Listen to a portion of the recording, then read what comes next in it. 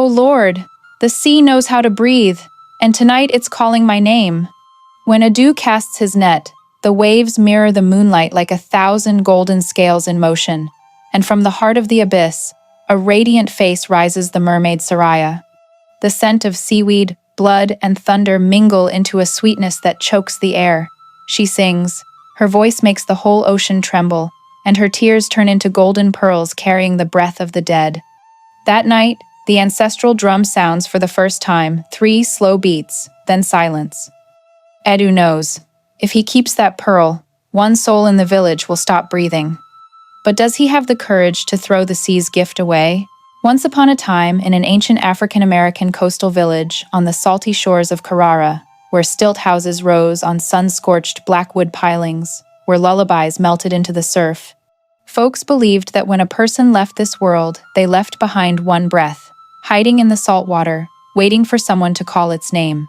Adu was the quietest fisherman in that village. He lived in a tiny shack, teetering beside the old pier, where night wind slipped through the cracks carrying salt, seaweed, and the ancient smell of the sea into his sleep.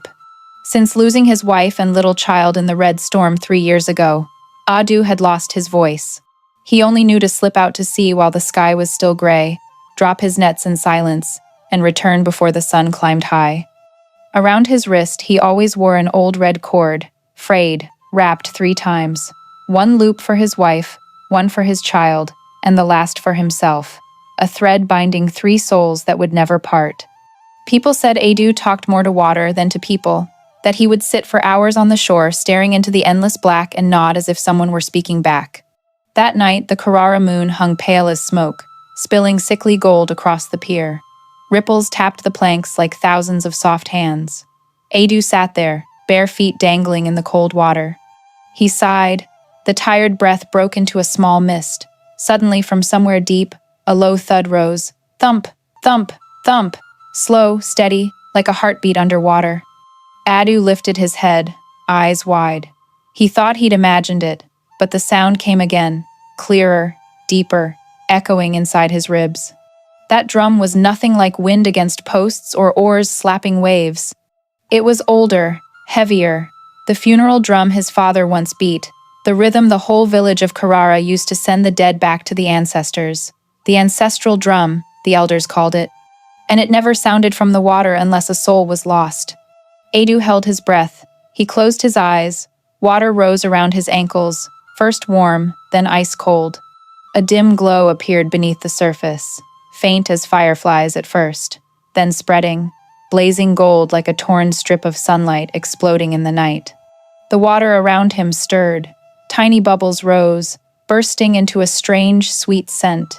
Honey mixed with seaweed, thick as living skin still warm. Adu bent closer, and in that instant the sea cracked open like a mirror. From the crack she rose. A half-woman, half-fish body surfaced in pale gold. Soraya. Her hair floated like glowing kelp, every strand catching moonlight like threads of liquid silver.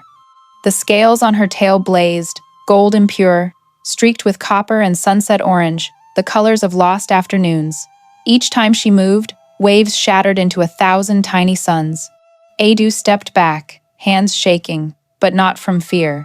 In her eyes, deep as ancient wells, he saw sorrow rising like a tide. She said nothing, only tilted her head, lips parting, and 1 tear fell onto the sea. That tear glowed, spun, then sank.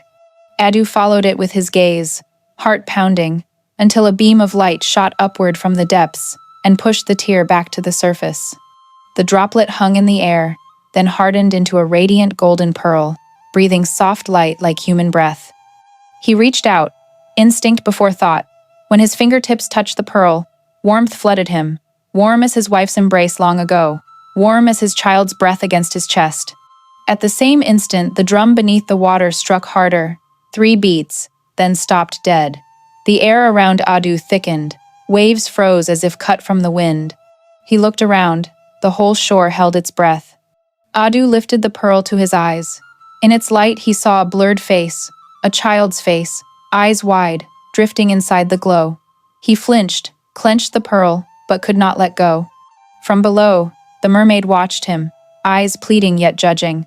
Then she sank, leaving a streak of gold lightning across the water. He sat alone, pearl in hand, listening to the silence. The drum no longer sounded, only waves lapped evenly, but inside Adu those 3 beats still echoed, so heavy his own heart dared not skip. He looked left toward the pier where no one had lit the lamp, and remembered Mother Ronnie's words. When the drum rises from water, don't look down, or the ancestors will see your fear. But he had looked, and now he saw everything: the gold, the child's face, and those mermaid eyes. That night, Adu did not sleep. He placed the pearl inside a large conch, wrapped it in his own red cord, and set it on the small sandalwood altar. When he bowed to pray, incense smoke twisted into spirals exactly like the circles on the water when she vanished. Outside, wind gusted. A salt droplet fell from nowhere onto the candle and snuffed the flame. In the darkness, Adu heard the drum again, faint as a dream across the veil. Thump, thump, thump. He opened his eyes and saw mist veiling the sea, ghostly as breath from a chest half-finished breathing. Adu knew, from that night on, his own breath no longer belonged entirely to him. And before we dive deeper into the heart of the story, don't forget to subscribe and hit that like button. Oh, and drop a comment below telling us where in the world you're watching from. We love knowing. That night, beneath the golden haze, the Carrara pier fell silent. No one knew that deep in the sea, the ancestral drum had just awakened, and every beat would cost 1 living breath from the shore. But who would be the first to pay? The next morning, Carrara woke inside a wet haze. The sun had not fully risen, but pale light already bled across the stilt house roofs. Roosters crowed between the splash of oar blades. No one noticed how strangely flat the sea lay, no waves, no wind, only the salt smell, thicker than usual, as if someone had stirred the air with brine. Adu sat on the pier, eyes ringed violet, hands still trembling as though last night's drum still beat inside his bones. On the tiny altar in his shack, the golden pearl lay quiet, yet its glow seeped into the wood around it, lighting the whole room with a sun that never rose. Adu pressed a palm to his chest. His heart beat slow, and with every beat he felt something new mixing into his breath like part of the air in his lungs now came straight from the sea floor. Mother Ronnie, the village's oldest priestess, passed by while the mist still clung. Silver hair spilled over her shoulders. Around her neck hung a string of tiny cowries. She stopped at the doorway, eyes narrowing at the gold leaking through the wall cracks. She didn't need to step inside. She knew the smell sweet, metallic, holy, like the scent on hands the sea gives back. She nodded once, speaking to the wind. The ancestral drum has sounded, and a mortal has picked up what was never meant for living fingers. Adu looked up but said nothing. He only stared at the horizon, still blurred. In his eyes, fear and fascination braided tight the look of a man who has touched the sacred. By afternoon, the wind turned. The sea drew long breaths, and the water changed color, gray-green to jade, then slowly to gold. Children shouted, thinking early sunset had come. Adu knew better. He stood, looked farther, and saw the light was not on the surface, but rising from the bottom. When night dropped, Adu returned to the pier. The sea still glowed, not blinding, but alive. Waves kissed the posts and left tiny sparks. Adu dipped 2 fingers. Cold, so cold he thought his skin would freeze. When he lifted them, his palm glittered with gold dust. Then the water moved. From the heart of the glow, a figure rose, soft, curling, light as smoke, long hair, strands of shining kelp wrapped around bare shoulders, eyes bright as twin stars reflected. Adu forgot to breathe. The mermaid surfaced closer than before. Now he saw every detail. Scales hammered from thin gold leaf, overlapping, throwing moonlight into 100 shifting hues. Gold, copper, pale green, silver.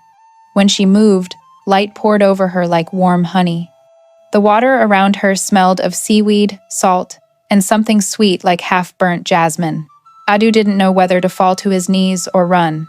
She said nothing, only lifted one hand. A ribbon of light followed her fingertips, drawing a thin line across the surface. From that line, a school of glass-clear fish circled Adu, their bellies lit gold, tiny lanterns swimming. He saw that every time she exhaled, the bubbles around her glowed, rose, burst, and left floating sparks. In her eyes, he saw himself small, alone, trembling inside a moving universe of gold. She drifted closer. Adu felt his heartbeat merge with the far-off drum beneath the water, not a drum struck by hands, but something deeper, breathing inside bone. When she stopped, only an arm's length separated them. She tilted her head, lips parted, and song spilled out like steam on cold glass. Not words sound that curved, slid around Adu, slipped under his skin. The pearl he kept in the shack trembled in answer. Inside his skull, he saw his little child again, wet hair, bright eyes, laughing on a wave. The vision melted into the gold before him. Adu reached, but his fingers closed on water. She stopped singing. Her eyes brimmed. In them, Adu saw dim figures standing behind her. Old people, children, faces he knew from the village graveyard. She pressed a hand to her chest, then pointed far out where the glow burned strongest. Adu understood. Something was trapped there. The sea began to swirl. Wind rushed in, rattling the pier boards. The mermaid threw her head back, shoulders taut, and from her throat poured a long, soaring note. Waves rose in pillars, wrapped her body, set every golden scale ablaze like a giant torch. Then everything shattered. Light shot upward, fell as fire rain. Adu shielded his eyes but felt the glow seep between his fingers and paint his face. When he looked again, the sea was calm. The mermaid had vanished, leaving only pale gold water, and in his hand unknown when it appeared a second, smaller pearl, cloudy, cracked by a hairline scratch. He closed his fist around it. His heart shrank. This pearl did not shine. It drank light, cooling his palm. Adu knew something was wrong. He looked up. The moon rose round and white like a dead man's eye. No drum sounded, yet inside his chest his heartbeat skipped. He walked home, placed the two pearls side by side. The new one sucked glow from the first. The radiant gold dulled, as if bleeding out. That night Adu did not sleep. He watched the pearls breathe light, swelling, shrinking, swelling again. In the village the wind died, lamps guttered, and no one noticed every breath in Carrara slowing. Old people fell asleep and did not wake. Children turned in dreams, lips turning blue, exhaling one long note as though finishing a lullaby. On the pier, Adu still sat, eyes fixed on the dark. Far out, a ribbon of fire slid through the water like a serpent's body. The mermaid's tail flashed once, then was gone. The sea held its breath. Only Adu's heart beat slow, matching the drum now, hiding in the deep. He knew, tomorrow night, when the drum rose again, she would return. This time she would bring not just light, but a warning from every soul beneath the waves, a warning about the price of keeping a breath that was never yours. The Carrara Sea began to change color. Golden streaks spread, then faded, leaving a black so deep it looked like a mouth opening in silence. And Adu understood. His story had only just begun. That morning, Carrara lay strangely still. Wind off the water carried no fresh salt, only the sour, wet reek of old moss, sharp as an ancient wound. Women fetching water at the landing saw the sea had quit its blue and turned ashen, mirroring a sky dulled like dusty glass. The gulls that usually screamed now flew low and mute, wings bound by a sound no one else could hear. Adu sat on his doorstep, eyes sunken, palms open on his knees. Listening to the drum, only he felt steady, distant, pulsing from the sea's heart. Since the second pearl appeared, every breath weighed on him. Sometimes, bending to wash, the basin showed him not his own face but the child's blurred ghost from the pearl, wavering like a specter in dew. He blinked. The image vanished, leaving faint gold on his skin. He told no one. In sleep he dreamed a golden arm rose from the waves, struck the drum 3 times, then sank, bubbles tasting of rust. Near noon, Mother Rani returned. She walked slow, bare feet silent on hot sand. In her arms lay sweetgrass and 3 small stones picked from cliff toes. She asked nothing, only laid the grass at his door and set it alight. White smoke curled around the shack. The scent stabbed his temples like soft hammers.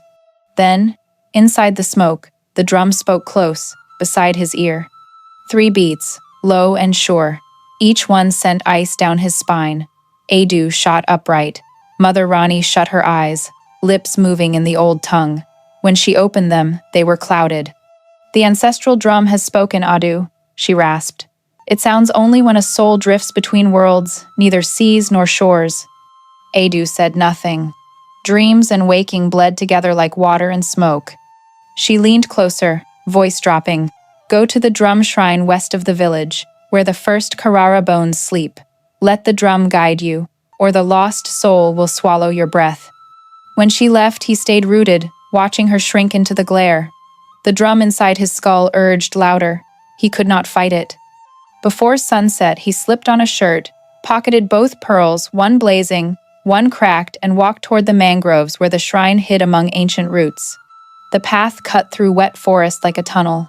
Mosquitoes whined, insects hummed, but above all rode the drum, now near, now far, bouncing off every trunk. Edu walked half-tranced. He crossed gnarled roots, silver-flashed marshes where water drops hung from leaves like tiny pearls. Each footfall in mud sent ripples outward. The ground itself seemed to breathe. At last he reached a mossed boulder carved with spirals, the first human breath. Beneath it stood the drum, not wood but petrified bark, skin stretched from dried ray, dark with centuries. Around it rose pillars of whalebone, black and moaning when wind threaded the gaps. Adu knelt. No one had taught him. Instinct placed the pearls before the drum. Golden light from the bright one painted the skin with moving waves. The drum fell silent. Everything froze. Then, from the drum's core, thunder cracked thump, thump, thump, so fierce the mud frothed. A cold gust roared in from the sea, reeking of dead fish, rot, and old ash. Edu kept his eyes shut but felt motion. When he looked, smoke shaped his father's face, blurred, underwater, eyes kind yet grieving. The ghost said nothing, only pressed a hand to his own chest, then pointed at the pearls. Edu understood but refused to believe. His father repeated the gesture, then faded. Words slid through bone, not spoken aloud. Keep this light and you lose every breath around you. The sea demands balance. Remember. The words ended. The bright pearl flushed blood red. Adu lunged to hold it, but it burned, forcing his fingers open. The drum drank the red light, shuddered, and gave a single long moan, not 3 beats but one dragging note. Smoke rose, forming slender hands that reached for him, trembling, wet to the touch though transparent. Adu stumbled back. Mud behind him turned soft, sucking him down. He fought, sweat mixing with tears, but the hands ignored him. They brushed only the cracked pearl. A long sigh rolled through the trees. The cracked pearl burst into golden dust, glittering like fireflies. When the air cleared, the drum stood cold. Adu lifted the remaining pearl. It weighed heavier. Its glow dimmed, as though it had swallowed the other's spirit. On the drum skin, a fresh scar appeared, a circle holding 3 tiny dots, the mark of 3 breaths taken. He understood. His father's warning was literal. Every drumbeat, every touch of the pearl, stole 1 village breath. Old or young, he could not tell. He bowed his head, arms around the pearl, fear and guilt flooding him. Yet deeper still ran a sweeter pull, warm as surf on bare feet, the pearl's power to quiet pain, to bring wife and child alive inside his chest. Edu left the forest at dusk. The sun bled crimson on the horizon. The sea lay flat, but far out gold flared brighter than ever. He heard her song Soraya woven through the drum, slow and mourning. He stood on the edge between worlds, living and dead, land and water, breath and soul, and a question he had never dared. Voice rose. If keeping love costs every breath in the village, can he find the strength to let go? Night poured down, carrying the day's final drumbeat. It was not music, but the heartbeat of sea, memory, and every lost soul waiting for someone to give their breath back. Adu bowed his head. The golden pearl lit his face, half man, half water. Carrara drifted to sleep inside, drifting gold, unaware that from this night on, every drumbeat was a countdown, and the village's breath was being gathered, one slow exhale at a time. The Carrara sun rose inside gray ash fog, washing salt-flecked stilt roofs in corpse light. No morning lullabies rose, only oar blades struck water with the dull thud of flesh gone sick. Since Edu entered the mangroves, villagers had begun to fade. No cough, no fever, just slow draining, breath thinning, then stillness. Each dawn, one more stayed asleep. Wind off the sea carried fish rot mixed with half-burnt incense, curling over rooftops. Adu knew he was the cause. He felt every village breath weaken, slipping into his own chest like last air from a drowning mouth. Yet he could not release the pearl. Each night he cupped it. Golden light poured over his body, and his wife and child stepped out of memory, wet hair, small smiles. He heard his son laugh, saw tiny hands slap water, then watched them dissolve into mist. Only when the glow died did he notice the sweat on his brow had turned ice cold. Whispers spread. Some swore Adu had found the golden mermaid tear that grants endless breath. Others said he bargained with water devils, trading village lives for power. Rumors rode the wind past mangroves, hitched rides on passing fishing boats. Soon they reached the mainland men who smelled of iron, rum, and greed. That afternoon, 2 strange boats nosed the pier. The leader, Marcel, pale skin, knife-thin lips, eyes like blades. Beside him, Baco, bronze hide, scarred from ear to throat, once a pearl diver far south. They claimed to buy fish, but their gaze fixed on the left pier always left dark under full moon. No one approached. Only Mother Rani stepped forward, slow. Carrara sells neither light nor breath. Marcel smiled, dropped cold silver coins in the sand, and walked straight to Adu's shack. Adu saw them coming. He stood in the doorway, body thin, eyes hollow. Marcel peered past the curtain, caught the faint gold leaking out. "What do you keep in there?" His voice soft, edged. Adu shook his head. Marcel laid a hand on his shoulder, cold, pierced cloth. "They say a mermaid cried into your palm. Let me see." Adu's fingers tightened on the frayed red cord at his wrist. His gaze drifted to the sea, where waves had paused, waiting. Night fell. The strangers did not leave. They camped beside the pier and lit a fire, the first forbidden flame. Gold firelight tore the dark, mirrored on water. Villagers barred doors, lit prayer incense. Adu stood on his porch, felt the wind reverse sea blowing inland, heavy with chill. The drum rose beneath his feet. 1, 2, 3. This time each beat cracked, like bone snapping. Water stirred. Gold spiraled upward. Shore fire roared, but would not die. Flames turned green, as if something fed on light.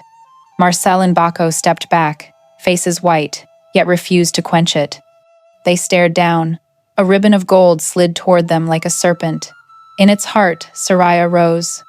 Golden-scaled mermaid, body curving, hair floating in wet wind. Her eyes held crushed moonlight. In them trembled 2 terrified men. Water boiled around her. Adu walked to the pier's edge, no fear, only a fist around his heart. She looked at him, sorrow of oceans in her gaze, then turned to the strangers. One breath from her lips became golden mist that settled on their faces.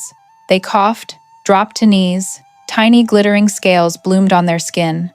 They clawed seawater to wash it off, but the shine clung like oil. Adu understood. The sea was punishing. He tried to shout, only a rasp came. Soraya tilted her head. Tears rolled, struck the sea 2 blinding drops. One dove straight into Adu's shack. The underwater drum shifted tempo fast, frantic, like a fleeing heart. Mother Rani burst from darkness, hair wild, burning grass in hand. "Kill the fire," she cried. "Full moon must stay dark, or Carrara loses every breath." No one moved fast enough. The pier fire leapt roof-high. Waves slammed posts, screeching metal. Soraya lifted her face. Gold on her body flashed white, blinding. Then she vanished, leaving pitch black and silence thick enough to hear your own pulse. Adu fell to his knees, wood wet beneath him, hands scooping seawater onto flames that only burned greener. His reflection twisted on the surface, someone else's face. On shore, Mother Rani whispered prayers. Incense smoke coiled into spirals. Baco rolled screaming, vomiting brine. Marcel was gone. That night, Carrara did not sleep. Doors stayed shut, yet every soul heard the drum deep, broken, rising beneath the pier, braided with the sea's small moans. Dawn showed the pier charred.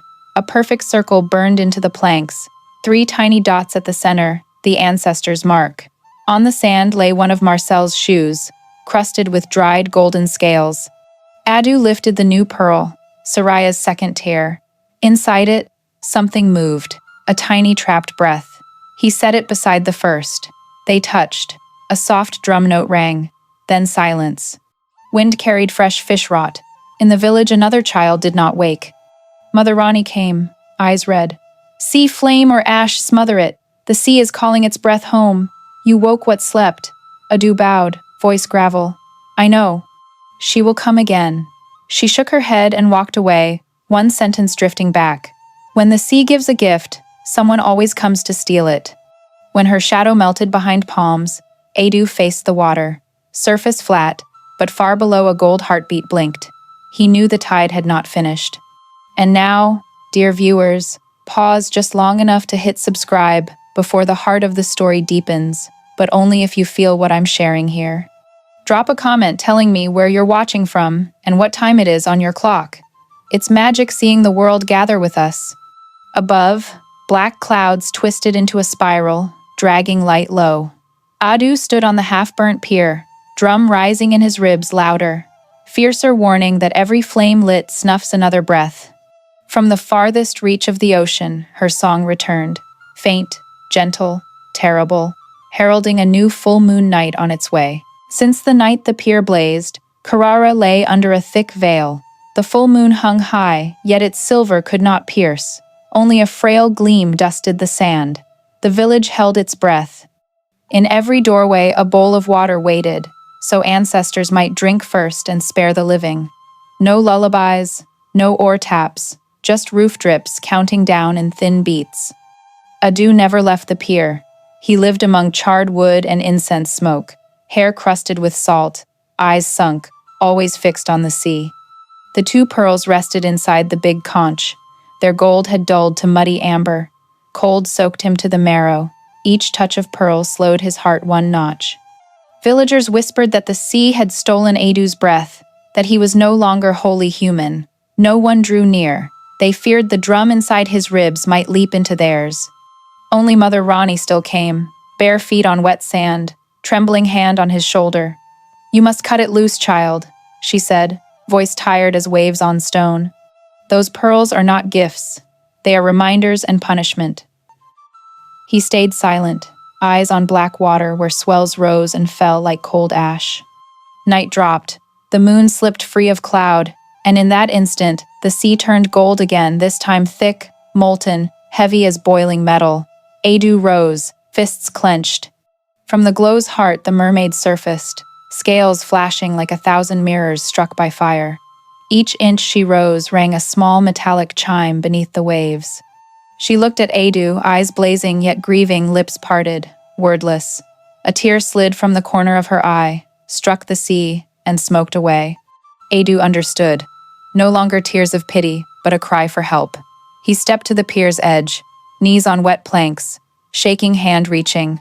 Water climbed his wrists, freezing. From the depths her song rose long, ancient, older than the name Carrara. He felt the despair inside the splendor. Then, in the swells, pictures formed. Village children eyes shut, chests barely moving, each breath drawn out like thin smoke. Around every small mouth hovered the same faint gold as the pearls in his palm. His heart clenched. Saraya lifted both hands. Tiny bubbles whirled, knitting into a giant oyster. Inside slept the soul of the first child, lost chest rising with the tide.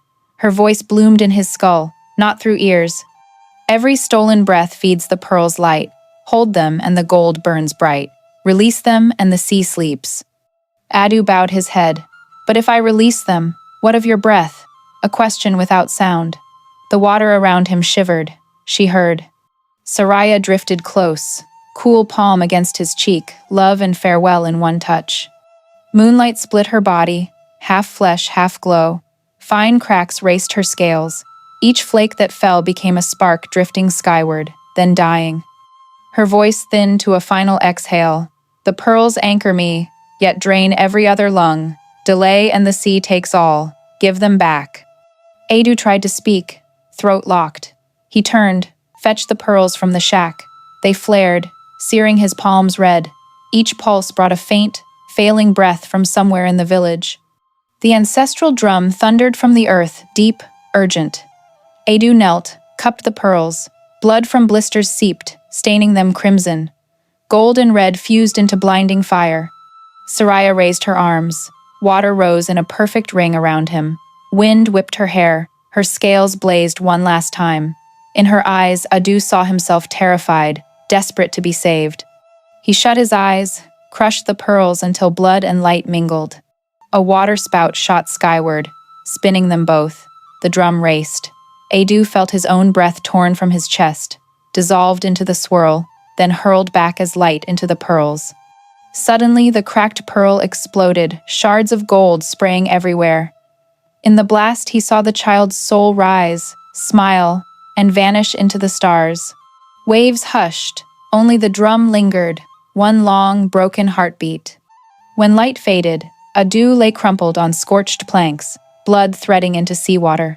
Soraya bent, forehead to his, her voice a wisp of air. One more time. When the drum strikes its final beat, the last pearl must return, or the sea claims your breath too. She melted backward. Only her golden tail flashed once before darkness swallowed it. Adu stared at the moon. In his palm, the remaining pearl had gone dark, showing only pale moonlight. Silence, pressed silence, of a man who knows his fate. Night wind carried a morning lullaby from the village sung beside small coffins. Each note dissolved in Adu's chest. He stood, walked the burnt pier. Every footfall drew a low groan from the wood, like the drum inside bone. At the pier's end, he stopped, let his hand sink into water. Moonlight laid a silver road straight down. He looked, his reflection warped half man, half wave. In the breeze, her faint song returned. Only when the drum strikes last will the promise be kept. He knew the moment was coming, and when it came, Carrara would pay with whatever breath remained. Beneath his feet, the sea stirred, the slow inhale of a sleeping giant waking. Above, a ribbon of gold cloud parted, spilling warm, heartbreaking light across the village, the light of a promise in water, a promise that might redeem, or end, everything. 7 days after the blood covenant, Carrara sank into a silence sharp as drowned glass. No oar stirred, no child called across the sand. Only the sea wind hissed inland, dragging the stink of rotting kelp, broken shells, and incense gone metallic. From every stilt roof hung strings of white cowries mourning flags, reminding each house that breath was running thin. Far out, a black sail limped toward shore. Salt crystals crusted the hull. At the helm stood Bacco tall, bare-shouldered, bronze skin latticed with scars. Once the deepest pearl diver south of the equator, men swore he had pried gems from sea serpent jaws and lived. But his eyes no longer hunted beauty. They priced blood. Word had reached him. Carrara held the golden mermaid tear that could cage a dying breath and sell it for a life. The boat scraped sand. No one greeted him. Bacco saw only the scorched pier and water thick as molten glass. Wind died. Not a gull crossed the sky. He smiled, stepped down. Seawater clung to his calves like spider silk. He felt the drum beneath the earth but mistook it for wind in his ears. Adu waited at the pier head, thin and green as wilted mangrove. Salt matted his hair, gold dust filmed his hands. When Bacco's gaze locked on him, both men knew the key had been found. Empty eyes met greedy ones. Between them the sea lay flat and listening. Dusk bled the sky. Bacco walked forward, sand cracked underfoot. "They say you keep the sea's tears," he rasped. Adu turned without a word and walked toward his shack. Bacco followed, drawing a small whalebone knife carved with spirals. His steps were hunter-soft. Inside, faint gold spilled from the big conch. 2 pearls, one blazing, one nearly dead. Bacco's eyes ignited. Adu stepped between. "Not for sale," he whispered. Wind slipped through the wall slats, carrying old blood smell, and the drum 2 short beats, one long. Bacco did not know the code. Adu did. Souls on trial. Bacco lunged. Bone blade flashed. Adu twisted. Steel kissed flesh. Blood dripped to the floor. The instant it touched earth, the bright pearl flared. Gold lanced the ceiling. Ground shuddered. Waves slammed the shore. The drum quickened, thump thump, thump, fast, furious. The sea's heart enraged. Adu fell, clutching the glowing pearl. Light flooded the shack, blinding Bacco. He staggered back. Gold crawled up his throat. His arms poured into his eyes. He screamed. In his pupils, Saria burned golden eyes, scales aflame, hair whipping storm wind. Outside, the sea reared.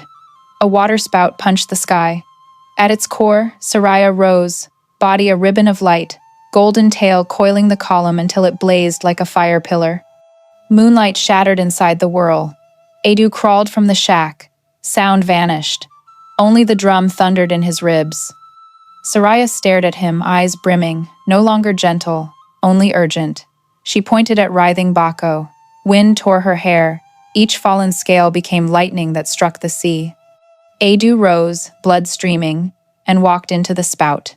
He knew the third drum had begun, not ancestors' call, but judgment. Each beat cracked the pier. Rotten posts split. Water boiled. Bako's screams drowned in wind. Soraya glided close, body radiant, eyes holding the whole storm. Adu understood. The curse had ripened. The sea wanted every breath it once lent. He lifted the golden pearl high. Light stitched him to her, a bridge between worlds. One heartbeat of silence, then he let go. Water exploded. Light burst sunbright. The drum roared, ripping air. Soraya surged forward, arms around Adu. They sank inside the blaze, bodies melting together. Wind howled. Walls of wave rose. Bako clawed toward shore. A liquid hand rose and dragged him under. The sea swallowed everything. Inside the maelstrom, Adu felt his breath tear free, dissolve into gold, swirl back into the pearl. Water folded him cold, soft, final. Around him floated Karara's souls, children, elders smiling. The drum softened, sighed, stopped. Dawn found the sea mirror still, as if no storm had ever lived. Villagers crept out. Half the pier lay in black splinters. Mother Rani knelt on the sand, clutching a tiny palm leaf drum. In the wind, she caught one last thin beat, then nothing. Adu did not return, yet every wave that kissed the shore left the print of a hand, 3 red threads still knotted at the wrist. And on moonlit nights, fishermen swore a soft gold breath rose from the depths, gentle as sleeping. They rebuilt the pier but never lit fire under full moon again. Moonlight is enough, they told one another, and in darkness the ancestors still hear the drum. The sea after the storm lay terrifyingly quiet. Karara water turned glass, mirroring a sky the color of cold ash, where the moon floated behind smoke-thin clouds. No swell, no breeze, only vapor thick as mourning cloth. Villagers moved between wet houses, burning incense for the lost. No one spoke Adu's name, yet every prayer carried it, light as breath, heavy as salt. Beneath that hush, a golden ribbon slid along the seabed, slow, rhythmic, breathing. Down there, Adu lay weightless, water warm as forgotten arms. He no longer knew if he drowned or was kept, only that his heart beat in perfect time with the drum of sea, of ancestors. From far, dark Soraya drifted near, tail scattering 1,000 star shards. Hair floated like moonlight trapped underwater, her eyes once grieving now calm as forgiven water. She laid a palm over the place his blood had poured. The wound was gone. Only a thin, luminous thread remained, curled like red string. She sang low, cradling. Each note sent gold ripples through his skin until he glowed. He opened his eyes, no words left. Breath returned, then ebbed again, merging with the water around them. Above, moonlight sliced the surface into silver blades. On shore, Mother Rani beat her little drum slow, calling souls home. The rhythm sank, married the sea's pulse. Adu heard, farewell and welcome in one. Soraya ceased singing. She bent, lips brushing his brow. Light from the kiss bloomed everywhere, turning the sea into burning sky. At the same instant, part of Adu's soul peeled away, riding that light upward. No pain, only release. From her own chest, a golden stream rose, twined with his. Together they formed a vast spiral, the same circle carved on the ancestral drum. Each spark that touched sand burst into tiny golden fish that scattered, carrying new breath to Karara. On land, children's eyes fluttered open. Failing elders drew sudden warmth into lungs. Mother Rani's drum shifted, grief became lullaby, then fell silent. Underwater, Soraya gazed at Adu. His body turned translucent, crystal. No longer man, no longer ghost, only the place between, like the drum itself, earth and water. She touched his chest once more, then drifted back. Light dimmed. He reached. Fingers met only water. She smiled, scales flashing 100 broken suns. Her song rose, thinned, vanished. Currents folded her into the abyss. When her tail brushed bottom, darkness closed, leaving one faint gold thread coiled around his wrist where the red cord once lived. He lifted the thread, watched it sink into his skin, and heard the drum strike once whole, unangry. The sea hushed. Adu rose. His head broke the surface. Wind touched his face. He lay on the sand, hair salted, skin gilded. The pier's ruin floated like whale bones. Across his chest, the wound had sealed into a moonlit scar. Mother Rani ran, knelt, pressed her brow to his. Tears traced her cheeks. She whispered to the sea, to the absent, "The sea's debt is paid, yet love stays behind." That night, Carrara flared awake. Doors opened, wind poured in. No one called it miracle, but every lung knew it had been given back. Across the shallows, 1,000 golden fry flickered, scattering moonlight like broken pearls. Adu sat against a charred post, staring far. Inside his ribs, the drum beat softly, not distant now, but his own. Each pulse, village, sea, her. He closed his eyes, smiled, let the wind carry the smile away. At the ocean's edge, Soraya opened her eyes. Only a few golden scales remained, yet around her swam the newborn fish. She sang, voice faint as wind on water, yet enough to tremble the swells. Inside the song lived Carrara's drumbeat of new life beginning. Carrara water ran clear for the first time in months. When the moon climbed, gold on the surface was no longer curse but sacrifice light of one man who traded his breath for every soul in the village. And when the last wave struck shore, her smoke-thin song drifted back. "I kept your breath, but your heart still belongs to the land." In the dark, the golden fry still flashed, tracing perfect spirals, sign of the ancestral drum, reminding the night that the story is only sleeping, waiting for the next tide. Dear viewer, if you're still here, pause, sip some water, breathe easy, then drop a 1 in the comments if this tale moved you. Hit subscribe so the drum never stops calling you back. Dawn over Carrara arrived without clamor. Light crept in, slow, soft as steam across soaked roofs. After Adu's night of sacrifice, the sea no longer raged. It breathed long, even pulses, the heartbeat of something colossal asleep beneath. Wind from far out carried fresh kelp, sharp green, alive the scent elders swore they had not smelled in years. On the sand, parents led children barefoot into cold shallows. Thousands of golden fry darted around their ankles, turning the sea into an upside-down starfield. Each small wave kissed a heel. Children laughed thin, bright bells carried off by wind. Grown-ups stood back, eyes still red-rimmed, watching in silence. Mother Rani spoke first. Rough indigo cloth, silver hair loose, white cowries at her throat. She tapped the tiny palm leaf ancestral drum, slow, neutral beats. Each thud rippled the water at everyone's feet, answering back. Her voice rolled out low and warm. "The sea has forgiven. Now Carrara must learn again how to breathe." No one asked what she meant. They knew. Breath was not just survival, it was living in tune with the tide. From that morning, the rite of breathing was born, tied forever to the names Adu and Soraya. They rebuilt only half the pier, leaving the rest to the water, a scar of the old.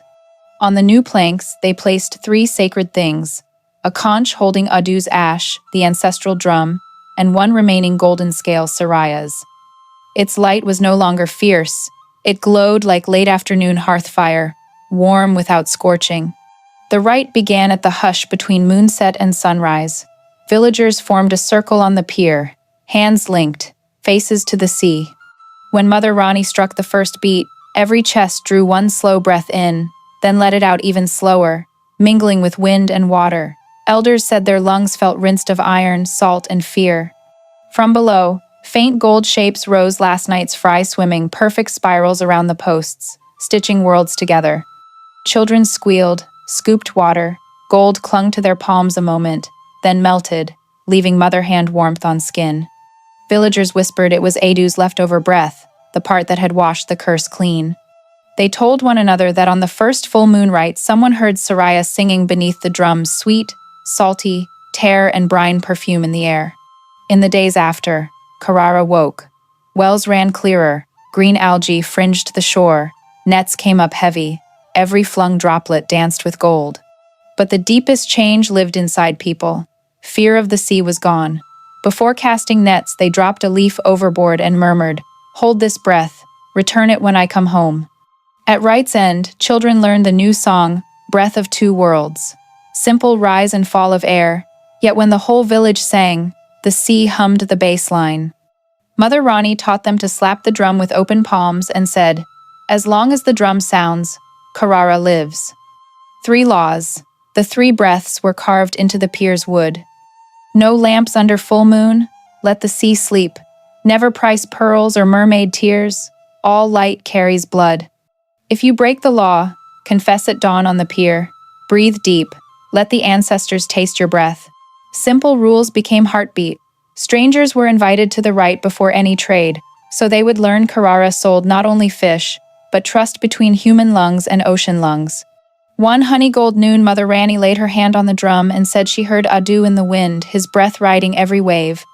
She smiled at the sky. Adu has been received by the sea. Saraya chose to stay. Villagers looked down. Sunlight on water sketched a faint outline, long golden tail flickering among the fry. No one spoke. Some things belong only in breath. At sunset, they lit incense on the pier. Smoke rose, curled into pale gold rings, exact copies of the drum's carved spiral, the sea's way of saying thank you. From then on, Karara was known in legend as the village that knows how to breathe. When outsiders asked why, children pointed seaward, laughing. Listen, our sea is breathing, and if the stranger cupped an ear, they caught it. A far-off drum woven through the waves, steady, gentle, the rhythm of a soul made clean. Deep down, amid layers of liquid gold, Saraya still sings not pain's lament, but rebirth's lullaby.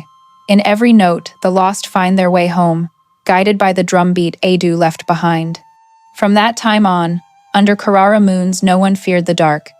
They simply bowed, drew one deep breath, and remembered. The only gift worth guarding is the one we share, because in every rise and fall of our chests, sea and people still breathe together. Years slipped by since the first rite of breathing. Karara changed hue like a sun-bleached cowrie, bright, calm, dazzling, yet the old storm's scar stayed etched in every plank. The pier rose again, new timber laced with blackened survivors, a reminder that fire once woke the sea's wrath. The village kept the 3 laws: full moon darkness, no price on pearls, every dawn a shared breath with the tide. Children grew to the ancestral drum. They chased waves, clacked shells into rhythm, and sang of the golden-scaled mermaid and the man who traded his lungs for the village. In their song, Adu and Saraya were no longer dread. They were balance, land and water, flesh and spirit. Then one morning, the calm tore like rotten net. A big copper-painted ship nosed the western cove. On its prow gleamed a tilted scale. The man who stepped off was called Kororo Gold Trader, city tongue, polished shoes, white suit, pockets sagging with coin. He looked at Karara the way a butcher eyes meat. Villagers greeted him warily. Kororo smiled wide, shook every hand, then stopped at the half-drowned pier. "I hear," he said, "your sea breathes, and a golden mermaid tear lies buried in the sand. I've come to buy it at any price." The words hit like lead. Wind answered first, salt and distant drum. Mother Rani, hair now pure salt, leaned on her staff. "Here we do not sell breath." Kororo's smile never slipped. He flicked a gold coin into the sand. "I'm not buying breath, I'm buying silence. Hand over the pearl, and I leave." No one moved. The drum rolled closer, slow, deep, warning. Kororo frowned, dipped a hand in the water. "If the sea breathes, I'll make it speak." That night he camped beside the pier, lit brass lanterns, laid out scales, measures, copper cups.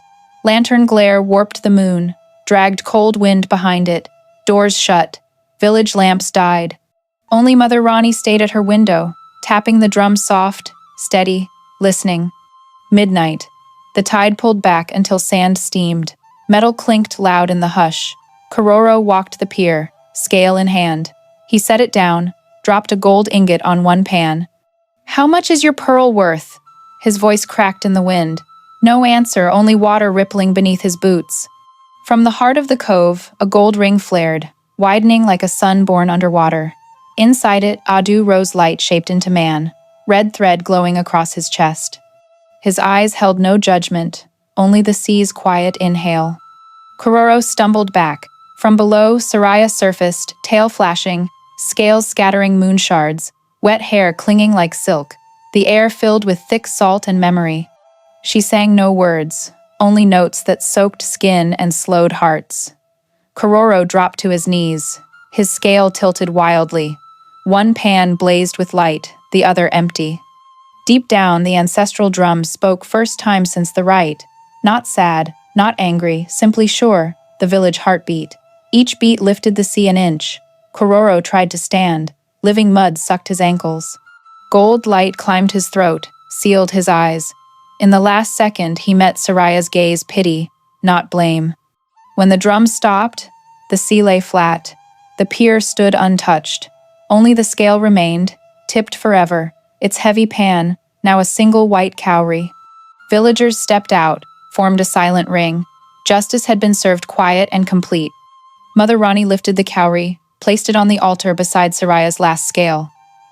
"The sea taught him," she said. "No scale can weigh breath." Next morning, Carrara shone unnaturally bright. The sea mirrored a clean sky. Golden fry schooled close. Drum beats drifted on the breeze. The village sang the rite of breathing louder, reminding any who would price light that their own shadow will swallow them. From then on, travelers heard the tale of Kororo of the Scales, the man who tried to buy a soul and purchased only the silence of water. When villagers told it, they smiled, no anger, no fear, because the sea chooses its own lessons, never blood, only balance. The Carrara Sea turned gentle again, a child exhausted from long weeping. Small waves curled under moonlight, sliding into ribbons of soft silver. Since Kororo vanished with his crooked scale, the wind carried a milder salt, laced with new kelp and reborn life. The half-old, half-new pier stood quiet, green moss healing the old burns, wood no longer weeping brine but married to the tide. Carrara folk went to sea once more. Nets came up heavy, boats skimmed light. They sang while hauling wind-calling songs, no longer dirges. On shore, children raced, gulping salt wind, laughter bright as glass bells. Each giggle was a village heartbeat, braided with the far-off ancestral drum, Adu's drum, the sea's drum steady as ever. One misty dawn, a pale gold ribbon rose from mid-water, traced the swells, then faded. No one flinched. Mother Rani said, "That is the breath that stayed." From then on, they named it so. Proof Adu lingered between wave and sky. Every year, on the fullest moon, Carrara held the festival of Merciful Moon. It began with the drum's first thud. The whole village drew one long breath, released it slowly, letting wind ferry it seaward. Children blew polished conches, thin whale sighs. Women lit cowrie lamps, not to pierce the dark, but to set them adrift, one flame for every thank you to Adu and Saria. When the moon crested, silver pooled on water, and, in its heart, the mermaid's silhouette appeared golden tail, drawing a lazy arc, scales scattering 1,000 moon shards. She never spoke, only circled the pier, sometimes lifting her face as if to meet the children's eyes. Some swore she bowed and smiled, others called it moon trick. Yet all heard the same, her wordless song weaving through the drum, the breath of earth and sky. In her small house by the dunes, Mother Rani, now ancient, sat at the window, listening to drum and wave. Time was thinning, yet her heart lay calm. Before her, the three relics glowed under moonlight. Kororo's white cowrie, Soraya's last scale, the ancestral drum. She tapped once and whispered, "Justice returned, love stayed." That night, while the village slept, someone saw a thin figure walk the pier tall, wind-tossed hair, gold glinting at the wrist. He paused at the end, gazed seaward, raised a hand in slow farewell. Mist swallowed him. Only a red thread, 3 loops remained on the sand, shining until the tide kissed it away. Thereafter, every dawn, the beach yielded tiny golden cowries, each holding a salt crystal curled like the drum's spiral. Villagers carried them to the altar, certain the sea was returning Adu's breath, reminding mortals that love and sacrifice never truly sink. Carrara became legend. Outsiders arrived with cameras and questions. Villagers only smiled, pointed seaward. "Listen, our sea is breathing." Close your eyes and you heard it low, steady drum beneath the waves, speaking of what was lost and what endures. On the festival's final night, the moon hung milk-white. Cowrie lamps drifted in perfect circles, tracing the ancestral spiral. Wind rippled the mirror sea. From far out, her song rose, Saraya's soft, distant, full of breath. She sang of pardon, of souls guided home, of the single inhale that joins two worlds. Adu was gone, yet Carrara breathed in his rhythm. The sea kept its vow, the people kept faith. Under every moon, the water showed no fear, only gold fire, mermaid scale, the soul of a man who chose to give. And so the tale closes inside the sea's own breath, that every Carrara generation still draws in, then releases, to remember. Life, justice, and love are separated by only one heartbeat. Yet sometimes, if you stand long enough on the pier beneath the moon and truly listen, a faint voice rides the wind. Are you still keeping the promise to the sea, Adu? Night wind drifted in, carrying salt, cooled ash, and the green scent of life handed back. The Carrara Sea lay like a sleeping giant, every swell a slow, warm exhale. On the pier, the last cowrie lamp swayed, spilling soft gold across the water. No longer magic, just the quiet footprint of love and surrender. The tale of Adu and Saraya is sealed, yet every breeze and far-off drum still whispers the same lesson. The sea's justice is not punishment. It is the way mortals relearn to love and breathe together. A fisherman gave his lungs for the village. A golden mermaid stayed behind to guard the peace between worlds. Now, on every full moon, Carrara no longer fears. Fires die, hearts open, and lungs fill with the same tide that fills the sea.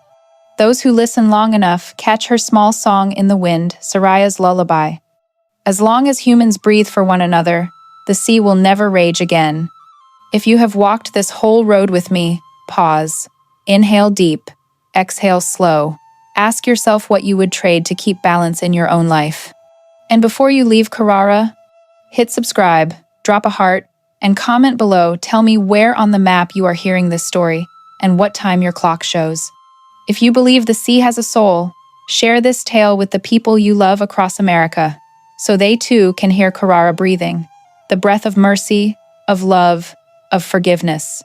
See you in the next swell of legend, where waves still tell stories, and the moon still remembers the names of those who breathe with the tide.